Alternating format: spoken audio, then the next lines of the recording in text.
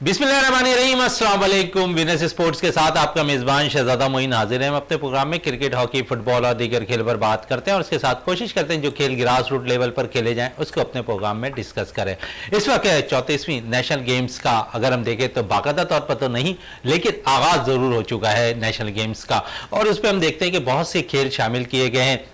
इन 32 खेलों के अंदर हम देख रहे हैं बहुत से एथलीट्स जो है इस इवेंट में मुख्तलिफ इवेंट की नुमाइंदगी भी करते हुए नजर आ रहे हैं। अगर हम बात करें इस गेम्स के हवाले से तो एक मसाइल इस गेम्स में ज़रूर सामने आए, वो मसाइल थे पाकिस्तान फुटबॉल टीम के हवाले से। और जिस तरह पाकिस्तान फुटबॉल टीम के मसाइल नज़र आते थे वैसे ही नेशनल गेम्स के लिए फ़ुटबॉल के भी मसाइल सिंध की टीम के साथ भी नज़र आते हुए दिखाई दिए। सारे सूरत हाल पर बात करने के लिए हमारे साथ मौजूद हैं नासिर इस्माइल साहब, जो x football team, national football team के कोच रह चुके हैं। उनसे बात कर लेते हैं इसी हवाले से। नासिर साहब, बहुत बहुत शुक्रिया विनस स्पोर्ट्स में टाइम देने का। क्या कहेंगे इसे 34वें नेशनल गेम्स के हवाले से, जिसमें टीम तो गई लेकिन बहुत से मामलात जो है क्लियर होते दिखाई नहीं दिए? थैंक यू वेरी मच शहजादा भाई, आपने मुझे फुटबॉल के जगह पे डिस्कस करने के लिए ऑनलाइन लिया। जिस तरीके से फुटबॉल की सिचुएशन तमाम लोगों के सामने मौजूद है, जिस तरीके से नॉर्मलाइजेशन कमेटी पाकिस्तान में काम कर रही है और जिस तरीके से अपने आप एक्सटेंशन लेती है मुख्तलिफ रजुआत बना के, और वही सिचुएशन नजर आई 34वीं नेशनल गेम्स के हवाले से फुटबॉल में। देखिए, जहां पर भी आप मेरिट का कत्ल करेंगे और मेरिट का कत्ल करके वो लोग जो कि जिस सीट के ऊपर डिजर्व नहीं करते हैं उनको अपॉइंटमेंट करेंगे तो हमेशा भी प्रॉब्लम्स आएंगी किसी भी खेल में। मैं फुटबॉल की इसलिए बात करूंगा तो नॉमिनेशन कमेटी अगर से पीओए के रूल्स को फॉलो करती तो मेरे ख्याल से ये सारे इश्यूज नहीं होते। और दूसरा, वो अगर अपना हर सूबे में, हर डिवीजन में एक अपना 2 या 3 रुकनी कमेटी पहले से बना देती कि ये तमाम फुटबॉल के मामला ये लोग देखेंगे, तो मेरे ख्याल से पीए वाले उनको फॉलो करते हैं और उन्हीं से टीम लेते हैं। लेकिन आपकी कतई नजर आपकी एक बात को मैं काट रहा हूं, जहां पर मेरी बात हुई अहमद अली राजपूत से, जो Sindh Olympic Association general secretary, उनका यही कहना था कि आखिरी वक्त तक वो टीम लेने को तैयार नहीं थे। उन्होंने कहा कि हमने फाइनल चीजें कर चुके हैं, 425 रुकनी दस्ता जो है यहां से सिंध के लिए जाना है, हमने देखा फिर उस पर दस्ते में इजाफा किया गया क्योंकि फंड तो गवर्नमेंट ने रिलीज कर दिए थे इस फुटबॉल के लिए, लेकिन मामला तय नहीं हो पाए थे। लेकिन बात पता क्या होती है मोहन भाई, कि जब Pakistan football Olympic Association letter जारी करती है तमाम मेंबर एसोसिएशन को, और मेंबर एसोसिएशन जितने भी लोग उनके साथ एफिलिएटेड है वो अगर से अपनी कंफर्मेशन नहीं देते तो उसमें पीओए का कोई कसूर नहीं होता। और पीओए के साथ साथ जितने भी उनके साथ एफिलिएटेड उनके रीजन है, प्रोविंसेज है, उनका भी कसूर नहीं। इसमें अहमद अली साहब का, राजपूत साहब का कोई कसूर नहीं है। अगर आप लेटर देखें कि जो लेटर निकाला गया पहला पाकिस्तान फुटबॉल फेडरेशन की जानिब से, जो उनके मैनेजर कंपटीशन कमर अली कुरैशी साहब है, उसके अंदर तस्करा ही नहीं था। बाकी 6 टीमों का, 5 टीमों का तस्करा था, बाकी का तस्करा नहीं था। होता ही है कि जब प्रोफेशनल और क्वालिफाइड लोग लगते हैं तो वो तमाम वो लोगों को इन्विटेशन भेजते हैं कंफर्मेशन के लिए कि आपकी जो हमारे पास एफिलिएशन है पीए के साथ, आप हमारी कंफर्मेशन दीजिए। तो जब उन लोगों का कंफर्मेशन जाती है उसके बाद ड्रॉज बनते हैं, उसके बाद वो पीए को इन्फॉर्म करते हैं और फिर सिंध ओलंपिक पाबंद होती as per the list of Pakistan Football Federation and POA कि ये लोगों ने कंफर्मेशन भेज दिया, अब आप इनको इंक्लूड करें।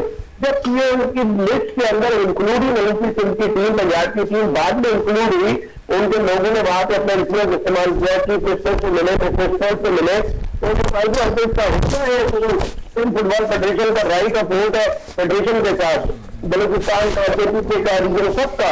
तो जिन जिन के राइट ऑफ वोट मौजूद है उन लोगों को 34वें गेम्स के अंदर शामिल किया जाता है। तो ये जब आप नॉन टेक्निकल लोग अपॉइंट करेंगे और उनको हैवी अमाउंट की तनख्वाहों के साथ आप अपने साथ रखेंगे तो इसी किस्म के बैंक नहीं भाई।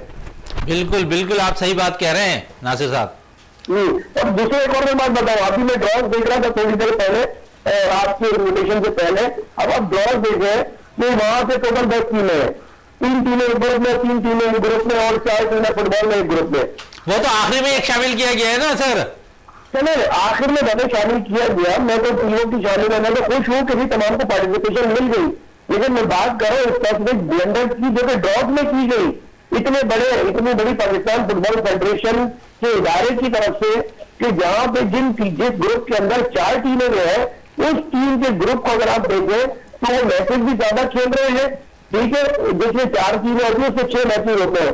आखिरी मैच उनका हो रहा है उस ग्रुप का 18 तारीख को, अगर उसमें से जो टीम भी क्वालिफाई करती है वो 19 तारीख को सेमीफाइनल खेल रही, जबकि जो 2 ग्रुप की टीमें ए और बी, वो लोग जो है वो रेस्ट 4 दिन के रेस्ट के बाद, फिर 5 दिन 3 दिन के रेस्ट के बाद वो पूरी फाइनल खेलेंगे।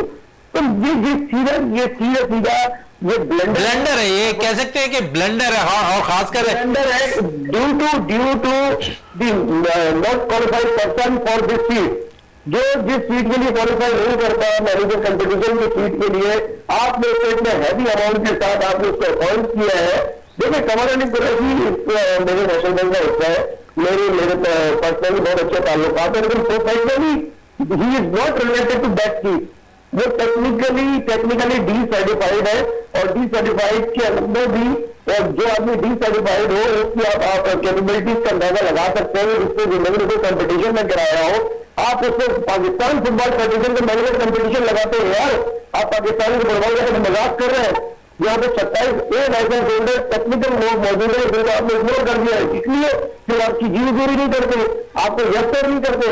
अभी एक और बड़ी मैसेज की बात बता दूं मैं आपको, थोड़ा सा आपका टाइम है। बिल्कुल आपके पास टाइम है नासिर इस्माइल साहब। अभी बताइए कि सज्जाद महमूद पाकिस्तान अंडर 16 का उनको कोच लगाया गया, ठीक है, अभी तक उनकी जॉब डिस्क्रिप्शन ही नहीं पता PSF कि उनको किस सीट में लगाया गया। शहजाद अनवर को नेशनल सीनियर टीम दी हुई है, वो चला रहेगा। मैनेजर कंपटीशन कमर अली कुरैशी को, जो कि इस सीट को क्वालिफाई नहीं करते, उनका मैनेजर कंपटीशन लगाया हुआ है। सज्जाद महमूद भी 4 दिन पहले मलेशिया गए हैं कोच एजुकेशन प्रोग्राम के हवाले से सेमिनार अटेंड करने। अब दावा करें कि जो आदमी अंडर 16 का कोच अपॉइंट हो चुका हो, वो कोच एजुकेशन प्रोग्राम भी देख रहा है, वो नेशनल गेम्स के अंदर कोयटा में मौजूद भी है, अंडर 16 भी देख रहा है, कोच एजुकेशन भी देख रहा है। तो भाई उसकी जॉब डिस्क्रिप्शन तो बता दो कि उसके पास कितनी ड्यूटीज है। आप डायरेक्टर टेक्निकल अपॉइंट नहीं करते पाकिस्तान फुटबॉल फेडरेशन में, हारून मलिक इसलिए नहीं करते क्योंकि जब डायरेक्टर टेक्निकल अपॉइंटमेंट हुआ तो मेरिट की बुनियाद पर सारे अपॉइंटमेंट करेगा तमाम चीजों की।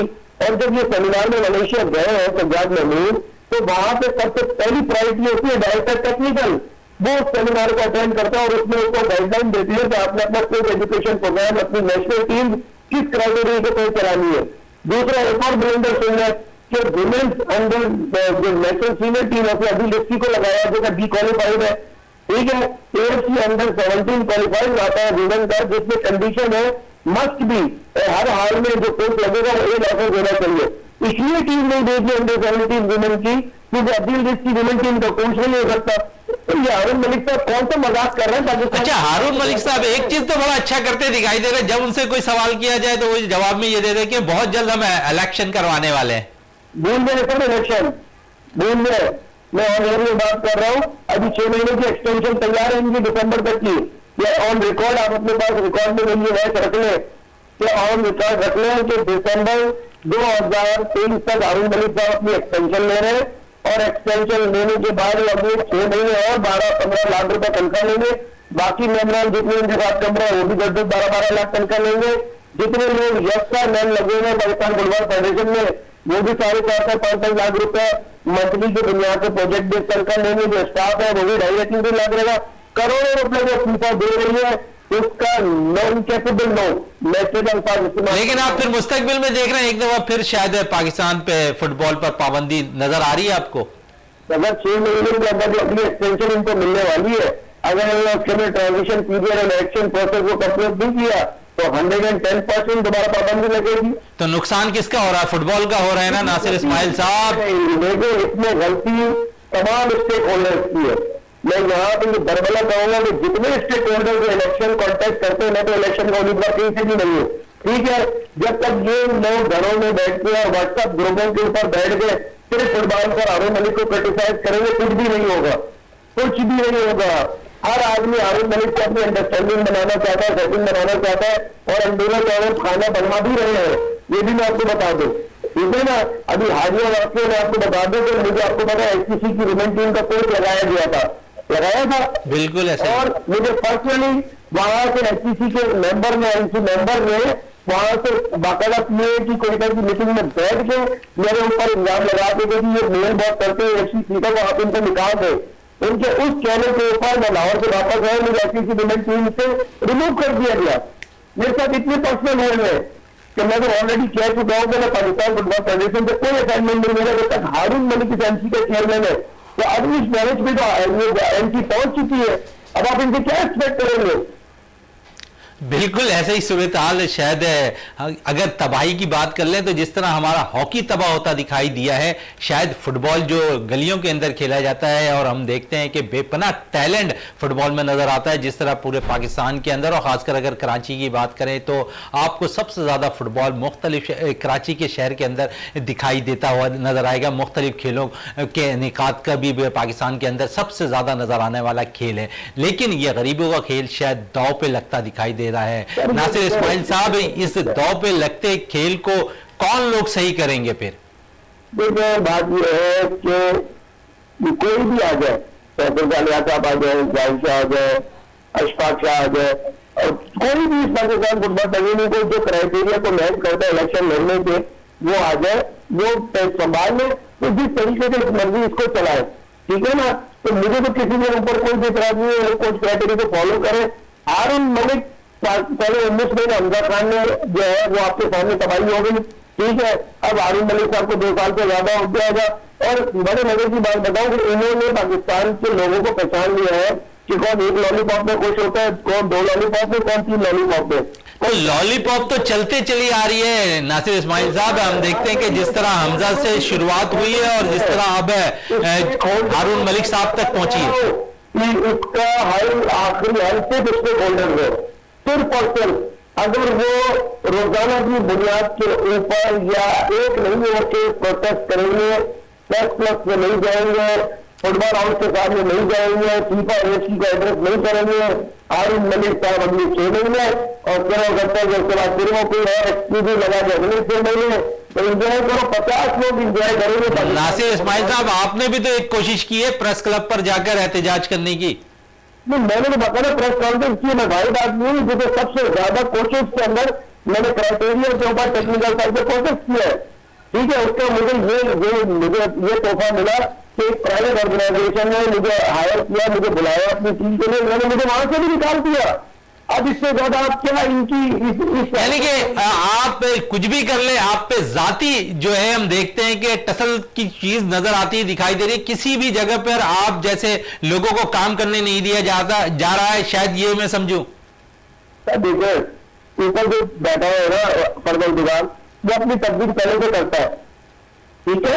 और ऐसा नहीं है कि लोगों से बाद में उनसे जाने के बाद जिन्होंने मुझे अच्छी बात की, उन्होंने मुझे अपोलोजाइज भी किया और मैंने उनको माफ भी कर, मैंने सोशल मीडिया पर अपने वीडियो भी वायरल की है। तो ये है कि करने में सर कोई बात नहीं। देखिए, अगर मैं ये क्लेम करता हूँ कि मैं पाकिस्तान को सर्व कर सकता हूँ तो है वो मेरे, ठीक है। अल्हम्दुलिल्लाह मैंने पाकिस्तान को सर्व किया होगा।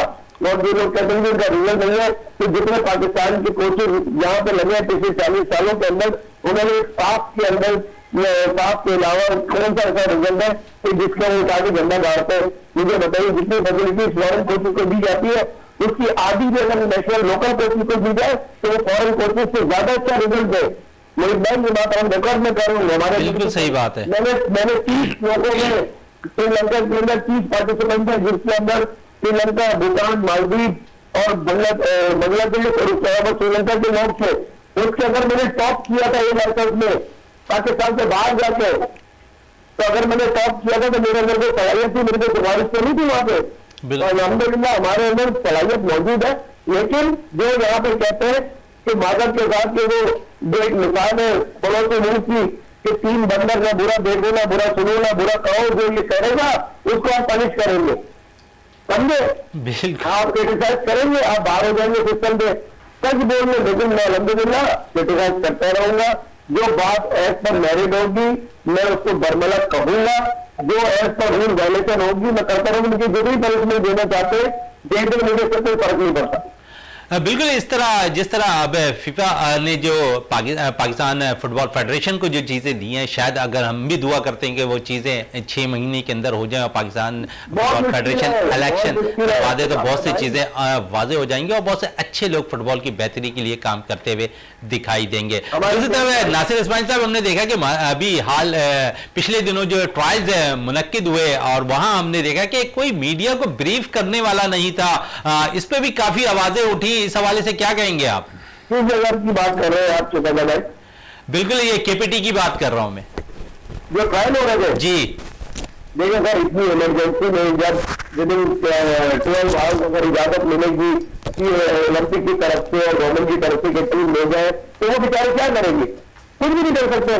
जो बेस्ट लॉज उनके पास होगी वो बेचारे ले जाएंगे और तमाम क्रिटिसिज्म से बचेंगे। गुलाम शबीर मेरे ख्याल से टीम के कोच जो है, समझे ना, वो पहले भी टीम की टीम ले जाते रहे। तो यही होगा कि जो बेस्ट से बेस्ट फिट लड़के होते हैं, कोच की नजर में जहां जो अवेलेबल होते हैं वो ले गए। इसलिए मेरे ख्याल से किसी को क्रिटिसाइज नहीं करना चाहिए। अगर पहले से उनको टाइम मिलता, 10-15 दिन महीना भर पहले उनको टाइम मिलता और उनको पूरा अथॉरिटी दी जाती कि जी आप टीम बनाए, तो जो कोच की नजर में सबसे बेस्ट होता है वो उन्होंने जवाब देना होता है, तो वो टीम लगे। इसमें मैं समझता हूँ कि कोई ब्रीफिंग की जरूरत नहीं है। टीम चली गई, टीम की पार्टिसिपेशन हो गई, ये हमारी खुशी है बस। बिल्कुल खुशी है। थोड़ी सी बात है अब क्लब फुटबॉल की भी कर लें। नासिर इस्माइल साहब, काफ़ी बातें हमने कर ली, तो उससे आपस में तंजो नज़ा की भी बात करते हुए हम दिखाई दिए। थोड़ी सी बात हम क्लब लेवल की फुटबॉल की कर लें। नासिर इस्माइल साहब, जिस तरह इस वक्त हम देखते हैं कि कराची में बेशुमार टूर्नामेंट्स खेले जा रहे हैं फुटबॉल के, वेटरन फुटबॉल के हवाले से क्या अपडेट है आपके पास? वेस्टर्न फुटबॉल सर जी इस टाइम रूज पर है। पहले 2 टीमें हुआ करती थी, अब जैसे कराची के सिर्फ 14 वेटरन है, ठीक है।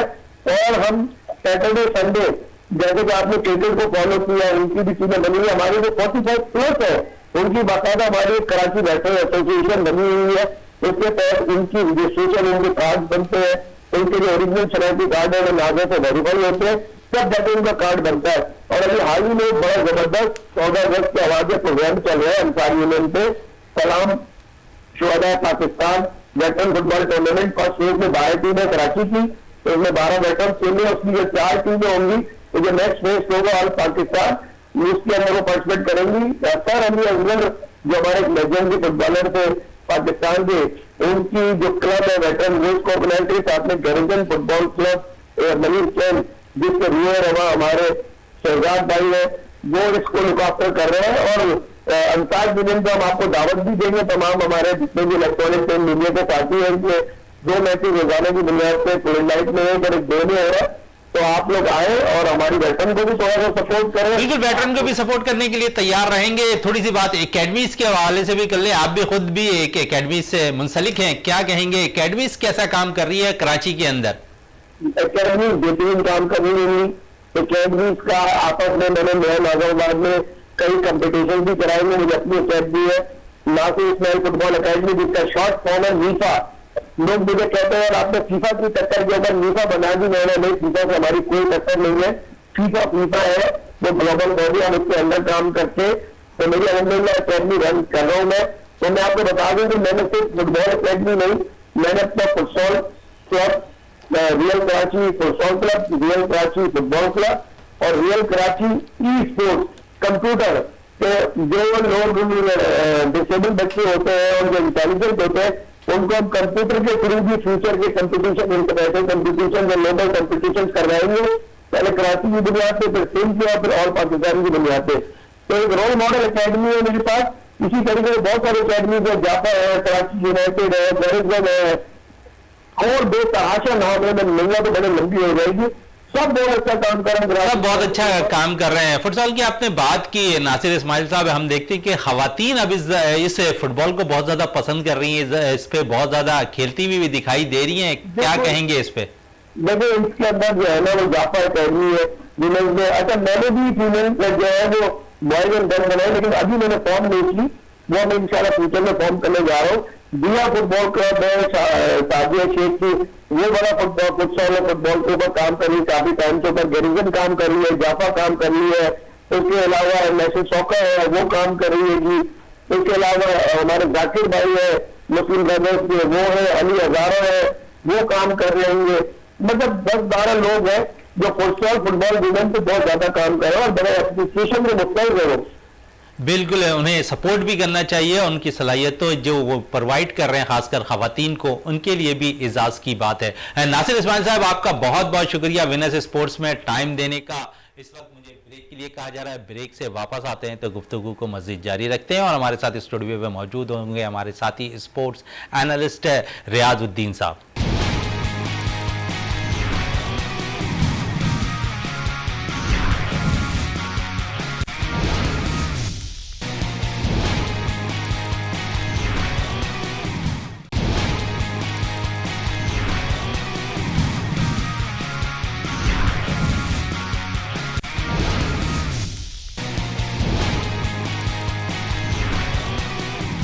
बिल्कुल, वक्फे से पहले बात हो रही थी पाकिस्तान फुटबॉल टीम के साबका कोच नासिर इस्माइल साहब से। काफ़ी बातें उनसे हुई फुटबॉल के हवाले से और इलेक्शन के हवाले से, फिर क्लब लेवल पर जो फुटबॉल से खेले जा रहे हैं उस हवाले से हमने बात की। अब हमारे साथ, जिस तरह मैंने कहा था कि हमारे साथ स्टूडियो पे हमें ज्वाइन कर लेंगे हमारे साथी स्पोर्ट्स एनालिस्ट रियाजुद्दीन साहब, जो हमारे स्पोर्ट्स टीम का हिस्सा है। रियाज साहब, बड़ी बातें फुटबॉल के हवाले से तो हमने कर ली, थोड़ी सी बात हम क्रिकेट पर भी कर लें। बड़ी सीरीज़ हमने अपने नाम कर ली, अगर देखा जाए तो नंबर 1 भी रहे हम इस सीरीज़ में, फिर नंबर 1 से तीसरी पोजीशन पे भी चले गए। क्या कहेंगे इस सीरीज़ के हवाले से? बिस्मिल्लाहिर्रहमानिर्रहीम, बहुत शुक्रिया शहजादा मईन। देखें, सबसे पहली बात तो यह है जो बड़ी काबिल इत्मीनान बात है कि पाकिस्तान में कमोबेश 20 और 25 साल के बाद दुनिया क्रिकेट की बड़ी टीमें जो हैं वो यहाँ पर आना शुरू हुई और अल्लाह ताला के फजल करम से मतलब ये कि बाकायदा ऑस्ट्रेलिया, इंग्लैंड और फिर ये न्यूजीलैंड के साथ जो है ये सीरीज़ मुनक्किद हुई। रह गई बात न्यूजीलैंड की टीम की, तो इससे कबल जो न्यूजीलैंड की टीम पाकिस्तान आई थी उसमें वो एक मुकम्मल टीम थी और उसमें कमोबेश उनके तमाम एक्सपीरियंस होल्डर खिलाड़ी थे और उनके मतलब सीज़न खिलाड़ी उसमें शामिल थे। और वो जब टीम आई तो हमारी टीम उसके ख़िलाफ़ आपने देखा कि सीरीज़ हार गई। गो के बाज़ मौक़ों पे ऑन एंड ऑफ हमारे प्लेयर्स ने भी, हमारी टीम ने भी मजमूई तौर पर बेहतर परफॉर्मेंस का मुजाहरा किया, लेकिन आपने देखा कि हम वनडे सीरीज़ हार गए थे। अब जो न्यूजीलैंड की टीम आई थी उसमें उस जो 2-3 महीने पहले यहाँ पर टीम आई थी उसके सिर्फ 6 खिलाड़ी थे, बाकी सारे खिलाड़ी नए थे और 3 खिलाड़ी ऐसे थे जिन्होंने इसी सीरीज़ के दौरान डेब्यू किया था। और देखने की बात यह है कि मतलब उस टीम ने जो हाल ही में भी पाकिस्तान के दौरे पे आई थी और जो सीरीज़ तो नहीं जीत सकी, लेकिन उनके खिलाड़ियों ने ऑन एंड ऑफ बेहतरीन परफॉर्मेंस का मुजाहरा किया। लेकिन जिस तरह से न्यूजीलैंड की टीम ने T20 सीरीज़ को बराबर किया एक जूनियर खिलाड़ियों की मौजूदगी में और नए नौजवान खिलाड़ियों की मौजूदगी में, तो मैं ये समझता हूँ कि उन्होंने इस सीरीज़ से बहुत कुछ हासिल किया। इसी तरह से पाकिस्तान को उन्होंने वाइट वॉश नहीं करने दिया। गो के आप देखें कि दुनिया में जो बड़ी टीमें हैं उनका रिकॉर्ड ये है कि जब वो अगर 3 मैचों की सीरीज़ होती है या 5 मैचों की सीरीज़ होती है, अगर वो 2 मैचेस या 4 मैचेस जीत जाते हैं तो वो वाइट वॉश कमोबेश कर लेते हैं, जिसकी परसेंटेज बहुत ज़्यादा है। लेकिन इसमें तो कोई शक नहीं है कि पाकिस्तान की टीम जो है वो ज़ाहिर है सीरीज़ जीतने में कामयाब रही। वनडे की और T20 की सीरीज़ बराबर रही थी, लेकिन ये एक हिकमत अमली बहरहाल अच्छी रही पाकिस्तान की कि पाकिस्तान ने ऑन एंड ऑफ मतलब ये कि अपने मुख्तलिफ़ खिलाड़ियों को इसमें आजमाया, रीशफल किया, तो ये एक अच्छी बात थी। और फिर ये कि पाकिस्तान की टीम जो थी मौजूदा न्यूजीलैंड की टीम के बरक्स एक मजबूत टीम के तौर पे मतलब खेल रही थी। तो पाकिस्तान टीम बहरहाल मतलब ये कि वो वनडे जीत गई। लेकिन जब हम ये बात करते हैं कि उनकी टीम एक बी टीम थी, तो उसका कतई ये मतलब नहीं होता कि हम अपनी पाकिस्तान की टीम की जो परफॉर्मेंस है और जो पाकिस्तान टीम की जो एक कामयाबी या जीत है उसकी अहमियत को कम कर रहे हैं। ऐसा नहीं है। दुनिया क्रिकेट में हमेशा जो है रिकॉर्ड पे बात की जाती है और वो एक रिकॉर्ड पाकिस्तान ने क्रिएट कर दिया। ज़ाहिर है जब हिस्ट्री लिखी जाती है तो उसमें रिकॉर्ड आता है। लोग ये भूल जाते हैं कि आपने मतलब ये कि नए खिलाड़ियों के साथ आपने शिरकत की थी या आपने पुराने खिलाड़ियों के साथ एक्सपीरियंस्ड होल्डर खिलाड़ियों के साथ शिरकत की थी या आपने किन खिलाड़ियों के साथ शिरकत की थी वो एक अलग मतलब सिलसिला होता है। तो मैं ये समझता हूँ कि दोनों टीमों को वर्ल्ड कप की तैयारी के लिए बेहतरीन मौका मिला। हमको भी जो हमने रीशफल करके खिलाया और हमने मुख्तलिफ मैचों के दौरान अपने मुख्तलिफ खिलाड़ियों को मौके दिए, तो ये एक बड़ी अच्छी बात है जो पाकिस्तान की टीम के हवाले से पहली मरतबा देखने में आई कि हमने मतलब इत्माद के साथ एक एक दो दो खिलाड़ियों को बिल्कुल चेंज किया और उनको लेकिन एक खिलाया। थोड़ी सी बात मैं कर लूँ, एक साहबी ने शाहिद खान आफरीदी से एक टीवी शो में पूछा कि पाकिस्तान क्यों नहीं वाइट वॉश करने में कामयाब हो गया, तो शाहिद खान आफरीदी लाला थोड़े से गुस्से में आ गए। उन्होंने कहा कि शायद न्यूजीलैंड की टीम पाकिस्तान में मैच जीतने नहीं आई थी। क्या कहेंगे लाला के इस बयान पे? देखें, मैं ये बताऊं कि हम अक्सर ये बात करते हैं कि जैसे न्यूजीलैंड की, इंग्लैंड की टीम है या ऑस्ट्रेलिया की टीम है, इनके जब ये मुख्तलिफ ममालिक के दौरे पे जाते हैं तो इनका कतई तौर पे ये मकसद नहीं होता कि अपनी फुल स्ट्रेंथ ले जाएं और बस जीतने के हवाले से खेलते हैं। कभी भी ये जीतने के हवाले से नहीं खेलते, बल्कि इनका जो टारगेट होता है वो जो आईसीसी के तहत जो बड़े टूर्नामेंट्स होते हैं उनकी तैयारी का मतलब वो मरहला तय करते हैं। आप ये देखें कि न्यूजीलैंड की टीम ने कितनी अक्लमंदी का सबूत दिया कि उनके जो सीनियर खिलाड़ी थे वो तो चले गए आईपीएल खेलने के लिए, अब वो वहाँ की विकेटों से हम होंगे, वहाँ के पूरी जो कंडीशंस हैं वो जब वर्ल्ड कप होगा तो उनके सामने होगी, इसलिए कि इंडिया में ही वर्ल्ड कप हो रहा है। और रह गई बात जो उनके नए खिलाड़ी थे जिनको वो टेस्ट करना चाहते थे, वो उन्होंने पाकिस्तान भेज दिए। तो उन्होंने, मैं ये समझता हूँ कि इस सीरीज से, इस मौके से और इस मतलब जो ये एरा चल रहा था, ये जो वक्त चल रहा था, इससे उन्होंने भरपूर फ़ायदा उठाया। और अब एक वर्ल्ड कप की टीम तैयार करने के लिए उनको जो है बेहतरीन एक मतलब एक उनके पास ज़ाहिर चीज़ें आ गई हैं, खिलाड़ियों के रिकॉर्ड आ गए हैं, उनकी परफॉर्मेंसेज आ गई हैं। तो यही अक्लमंदी होती है। जबकि हमने मतलब सीरीज़ तो ज़रूर जीती, लेकिन हम हर सीरीज़ जो भी हम अगर दुनिया की क्रिकेट में हम कहीं भी जाते हैं, किसी भी मुल्क जाते हैं, हम जो है हमारा मकसद सिर्फ ये होता है। लाला के बयान पे क्या कहेंगे? मैं ये समझता हूँ कि ज़ाहिर है जितने एक्सपीरियंस्ड होल्डर वो हैं और जितने मतलब सीजनड हैं और जिस तरह से इंटरनेशनल क्रिकेट को वो समझते हैं, जानते हैं, तो मैं समझता हूँ कि उन्होंने बिल्कुल मतलब कि सही बात की और इसमें कोई मतलब ऐसी बात नहीं है।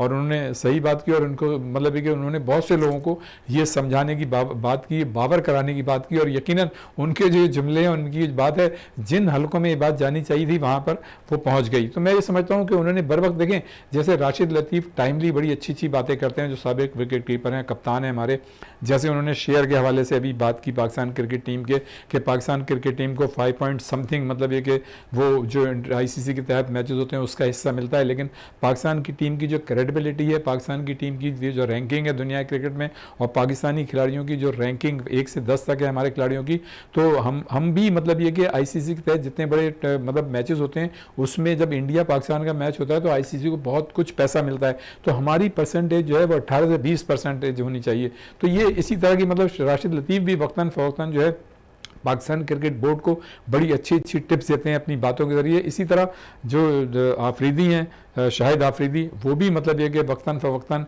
अपने मासूमाना मतलब आप ये कह सकते हैं जुमलों से, बातों से, तबसरों से, तो वो इस तरह की बात करते हैं। ये अच्छी बात है। आप समझते हैं मासूमाना बयान देते हैं लाला? नहीं, देखें बात ये होती है कि जो चीज़ कही जा रही है उसकी सेंसिटिविटी को देखना चाहिए कि उसकी हसासियत कितनी है।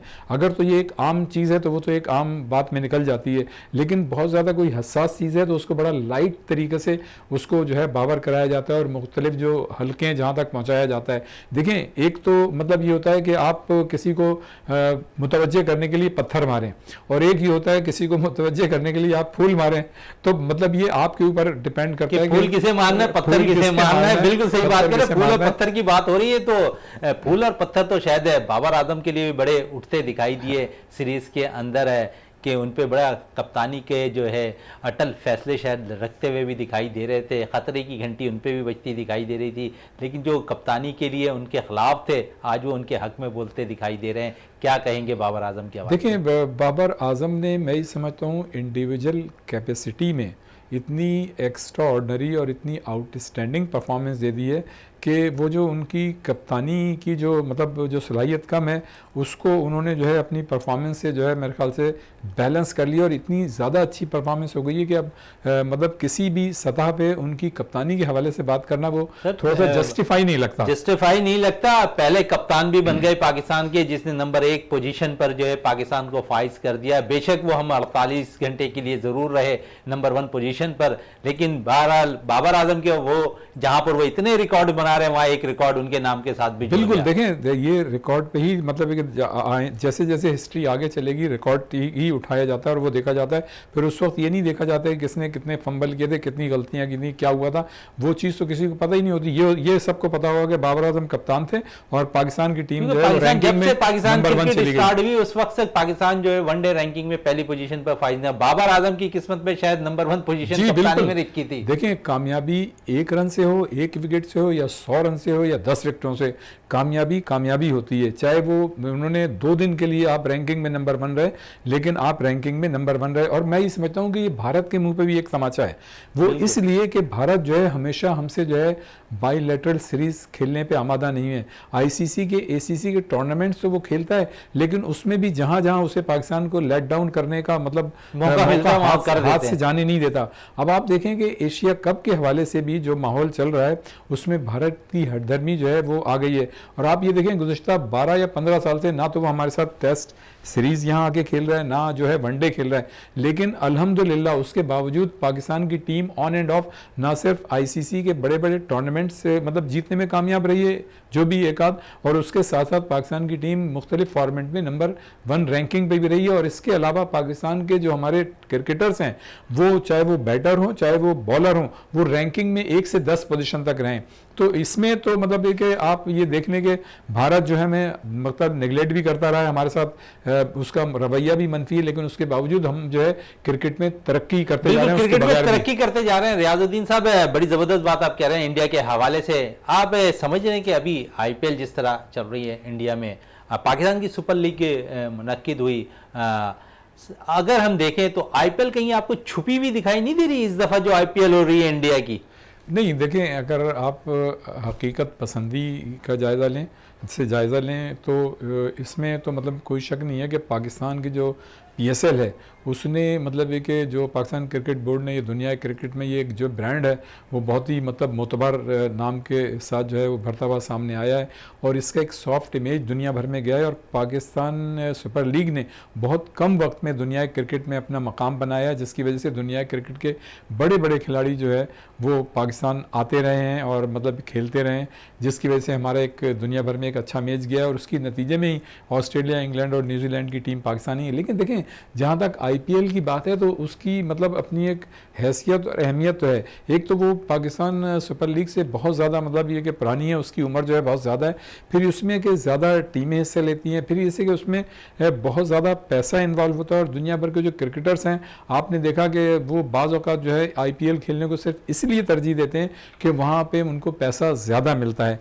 तो मतलब किसी हवाले से तो आप ये कह सकते हैं कि वो दबी नज़र आती है, लेकिन ऐसा है नहीं। जब दुनिया हकीकत यही है, गो के इंडिया ने हमारे साथ मतलब हमेशा ज़्यादती की है और उनका जो ख़ास तौर से भारत में मैं ये समझता हूँ कि एक बहुत छोटा तबका है जो कदामत पसंद सोच रखता है, जो पाकिस्तान से खेलना नहीं चाहता। लेकिन मैं ये समझता हूँ कि पाकिस्तान की तरह वहाँ के भी बहुत सारे शायकीन ऐसे हैं और बहुत सारे मतलब उनकी आवाम ऐसी है जो पाकिस्तान से बाईलैटरल सीरीज़ खेलना भी चाहती है और उनका भी पैशन जो है क्रिकेट है, हमारा भी पैशन जो है क्रिकेट है और हम लोग क्रिकेट, तो बहुत से वहाँ के भी लोग ऐसे हैं जो चाहते हैं लेकिन वो भी मजबूर हैं, इसलिए कि इस वक्त जो मतलब करता धरता है जिन लोगों के हाथ में मतलब हुकूमत है या जो डिसीजन लेना चाहते हैं वो पाकिस्तान से खेलने के लिए आमादा नहीं है और पाकिस्तान को हमेशा वो लेट डाउन करने की लेट डाउन की बात हो रही है तो हमने जिन्हें शायद टेस्ट के लिए जो है कैप दी, अगर हम बात कर लें श्रीलंका और बांग्लादेश, शायद एशिया कप में उन्हें हमें साथ देना चाहिए था, लेकिन ऐसा करते वो दिखाई नहीं दी। क्या कहेंगे? देखिए उसकी वजह यह है कि भारत जो है वो क्रिकेट की एक मतलब बड़ी वो है और उन्होंने मतलब इस तरह की जो हमारी टीमें हैं उनको वो टिप्स देते हैं कि हम आपको ज़्यादा मैचेस दे देंगे, आपको मतलब ज़्यादा पैसे देंगे। तो कुछ मतलब ये कि देखें सिर्फ बहुत कम ऐसा होता है कि लोग उसूल पसंदी पे चलते हैं या टीमें जो हैं उसूल पसंदी पे चलती हैं, लेकिन आप ये देखें हर जगह लोगों के मफादात होते हैं। जहाँ मफादात होते हैं अगर इंडिविजुअल कैपेसिटी में आप देखें तो हो सकता है बाज़ इंडिविजुअल कैपेसिटी में आप मफादात को दूसरी तरफ रख दें, लेकिन जो ये टीमों की बात होती है, मुल्कों की बात होती है या क्रिकेट बोर्ड की बात होती है तो उसमें जो है मतलब उनके अपने मफादात होते हैं जिसको वो पहले सामने रखते हैं और मेरे ख्याल से यही कुछ हुआ है। अब आप देखें कि अफगानिस्तान के साथ आपने सीरीज़ खेली वहाँ पे, ठीक है ना। तो अफगानिस्तान को आपने खेलने के मौके फराहम किए, तो अफगानिस्तान की टीम ने आपके हक में मतलब बात की, लेकिन बांग्लादेश श्रीलंका भी मतलब ऐसे उनसे अच्छा, अफगानिस्तान की बात हो रही है तो थोड़ी सी बात आईपीएल पे हम कर लें। आईपीएल टूर्नामेंट तो इंडिया में जारी है, अफगानिस्तान के करंट जो प्लेयर हैं वो आईपीएल का हिस्सा है। अगर देखें तो जो दीगर ममालिक के प्लेयर्स हैं उनमें चंद ही 2-4 प्लेयर्स के अलावा आईपीएल में शिरकत करते दिखाई नहीं दे रहे। वो प्लेयर ज़रूर हैं जिन्होंने वनडे से रिटायरमेंट ले ली, टेस्ट से रिटायरमेंट ले ली और T20 कौमी टीम के लिए तो नुमाइंदगी करते हैं, लेकिन उनमें से भी चंद गिने चुने जो है आईपीएल का हिस्सा है। अफगानिस्तान अगर अपने जो करंट प्लेयर्स हैं वो आईपीएल में शायद नहीं भेजता तो शायद फीकी और हो जाती आईपीएल। देखें, ये जो प्लेयर्स बाज़ आईपीएल में या इस तरह की लीग्स में नहीं शिरकत कर पाते हैं, तो उसकी देखें एक खालिसतन वजह यह भी होती है कि उनके अपने भी प्रोग्राम चल रहे होते हैं। और अब मैं ये समझता हूँ कि धीरे धीरे तमाम मुल्कों के क्रिकेट बोर्ड में एक ये सोच उभर रही है कि जितने भी क्रिकेटर जो इधर उधर लीग खेलने जाते हैं वो ऐसे कवानीन बना रहे हैं कि उनके अपने जो मतलब सीरीज़ या जो अपने प्रोग्राम्स हैं वो मुतासर ना हों। पहले ये होता था कि उनको बहुत ज़्यादा आज़ादी थी तो वो वहाँ पे आईपीएल में शिरकत कर लेते थे, इसलिए कि पैसा भी ज़्यादा मिलता था। लेकिन अब जो है मुख्तलिफ क्रिकेट बोर्ड जो है इस तरह की हिकमत अमली अब इख्तियार कर रहे हैं, इस तरह के कवानीन लेके आ रहे हैं कि वो पहली जो प्रायोरिटी होगी वो अपने मुल्क के लिए होगी और अपने प्रोग्राम्स के लिए होगी। जहाँ तक अफगानिस्तान की बात है, देखें अफगानिस्तान अगर फ्री था और उनको कहीं कोई सीरीज़ नहीं खेलने जाने थी, बाईलेटरल या कहीं कोई इंगेज नहीं था, तो अगर अफगानिस्तान के खिलाड़ी गए तो ठीक है, कोई ऐसी बात नहीं, उन्हें जाना चाहिए, वो एक्सपीरियंस मतलब गेन करेंगे। देखिए न्यूजीलैंड के भी 4-5 खिलाड़ी जो है आईपीएल खेलने गए जिन्हें यहाँ आना चाहिए था, लेकिन मैं ये समझता हूँ कि वो हिकमत अमली के तहत गए, इसलिए नहीं गए कि जिन्हें वो पाकिस्तान नहीं जा रहे।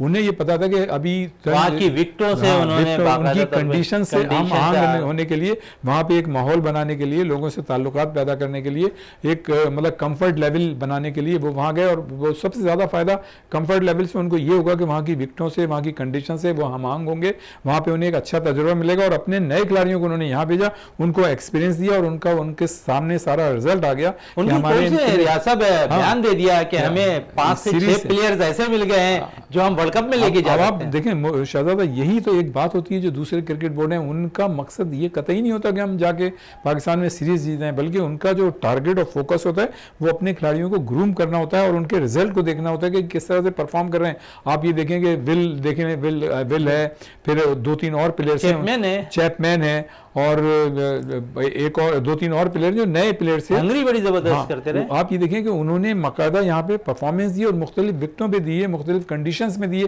तो यही तो उन्हें जज करना होता है, देखना होता है। तो क्या हुआ कि जो 4-5 खिलाड़ी वहाँ चले गए तो उनकी जगह उनके ज़्यादातर खिलाड़ियों को आजमाने का मौका मिल गया और उन्होंने इस सीरीज़ से फ़ायदा उठाया। और ये ज़रूर है कि वो सीरीज़ हार गया, लेकिन उनका टारगेट ही नहीं था सीरीज़ जीतना, तो वो जो है अपने मकसद में कामयाब है। बिल्कुल, वो अपने मकसद में कामयाब हो गए। यकीन रियाज साहब बड़ा ज़बरदस्त तबसरा कर रहे थे। रियाजुद्दीन साहब, आपका बहुत बहुत शुक्रिया। प्रोग्राम का अख्ताम करते हैं इस दुआ के साथ कि पाकिस्तान में खेल और खिलाड़ी तरक्की करते रहें और पाकिस्तान का सबसे लाली परचम दुनिया भर में रोशन रहे। इसी के साथ अपने मेज़बान शहजादा मोइन को इजाज़त दें। पाकिस्तान जिंदाबाद।